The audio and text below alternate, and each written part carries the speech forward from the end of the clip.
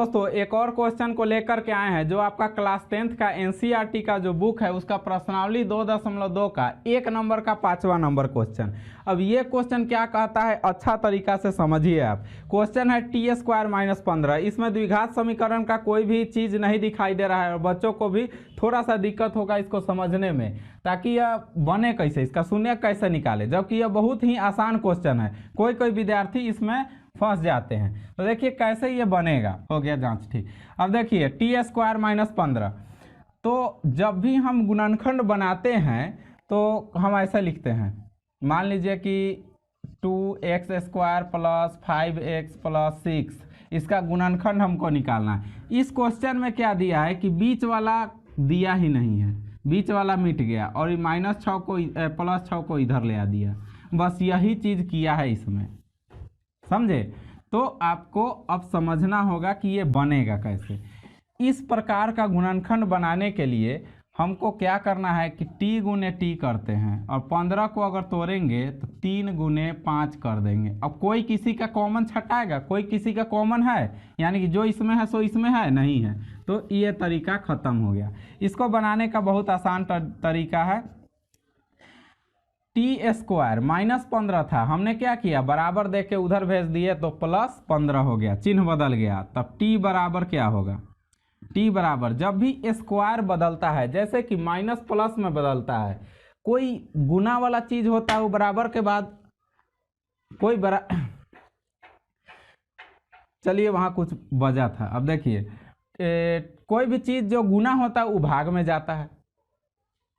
अब ये स्क्वायर है तो कौन चीज़ में बदलेगा, भाग में रूट में बदलेगा, √15 हो जाएगा। टी बराबर हो गया √15।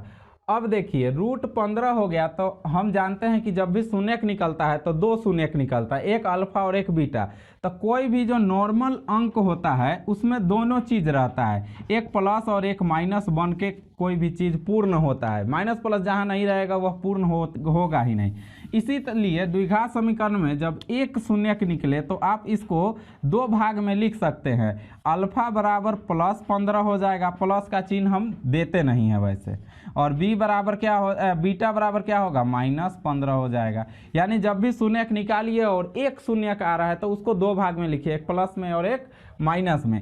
अब हमें क्या करना है कि इसकी जांच करना है। जांच करने के लिए क्या हम बताए थे, लिखेंगे संबंधों की जांच, लिखेंगे संबंधों की जांच।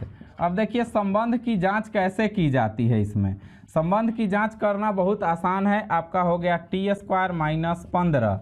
अब ए बी सी छांटेंगे तो कैसे छांटेंगे, इसमें तो कुछ समझ में नहीं आ रहा है। यहाँ पर हम बराबर में द्विघात समीकरण का व्यापक रूप लिखते हैं, ax square plus bx plus c बराबर 0। ये होता है द्विघात समीकरण। जिसके साथ स्क्वायर है वो a है, तो स्क्वायर के साथ क्या है, कुछ कोई अंक है गिनती वाला नहीं है तो 1 लिख दीजिए।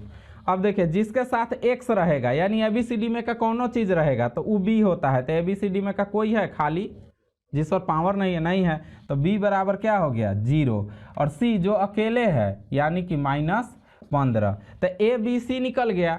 अब 2 चीज़ और निकला है, अल्फा बराबर √15 और बीटा बराबर लिखना है -√15। जब ये सारा चीज़ हमने लिख लिया, अगर कैसे हम ये छाटे हैं ए बी सी नहीं समझ में आया तो एक बार बैक जाइए वीडियो में और फिर से एक बार देख लीजिए, पूरी समझ में आ जाएगा।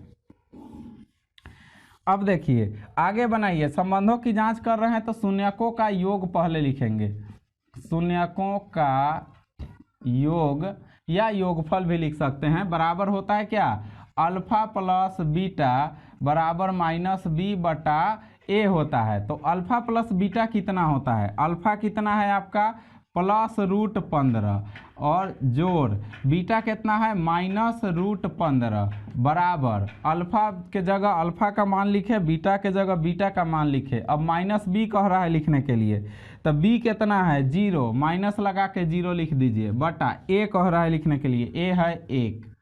अब यहाँ पर देखिए कि इससे ई घट जाएगा, यानी कि +15 और -15 आपस में फिनिश हो गया, यानी कि बच गया 0। देखिए गुना में अगर कोई चीज़ हम काटते हैं तो 1 बचता है, लेकिन अगर प्लस और माइनस में कोई चीज़ हम काट दिए तो 0 बचेगा। ये ध्यान रखिएगा। बराबर इधर हो गया -0, इधरों -0, इधरों -0 लगा दीजिए, क्योंकि 0 जब अकेले रहता है तो वो 0 ही रहता है। तो शून्यकों का योग निकल गया। अब शून्यकों का गुणनफल, शून्यकों का गुणनफल होता है अल्फा गुने बीटा बराबर माइनस नहीं लगता है, C/A होता है, C/A। तो गुणनफल कीजिए, √15 गुने -√15। ये कहाँ से लिखे हैं? अल्फा गुने बीटा, तो अल्फा हो गया √15, बीटा हो गया -√15। अल्फा के जगह अल्फा का मान बीच में गुना और -√15 बराबर C/A लिखना है। C कहाँ गया? देखिए यहाँ है C बराबर क्या लिखे थे? -15 बटा A बोल रहा है तो 1। अब यहाँ पर देखिए आप कि कोई भी चीज़ जब गुना होता है तो वह कोई भी चीज़ में अगर रूट रहता है तो वह आधा होता है। हम आपको बोलेंगे कि आधा 5 लिख के दिखाइए, तो उसका एक और तरीका है कि √5 लिख दिए, इसका मतलब आधा 5 हो गया। आपको बोले कि आधा 21 लिख के दिखाइए, तो √21 लिख दिया, आधा 21 हो गया। यानी कि जिसमें रूट लग गया वह क्या हो गया? आधा हो गया।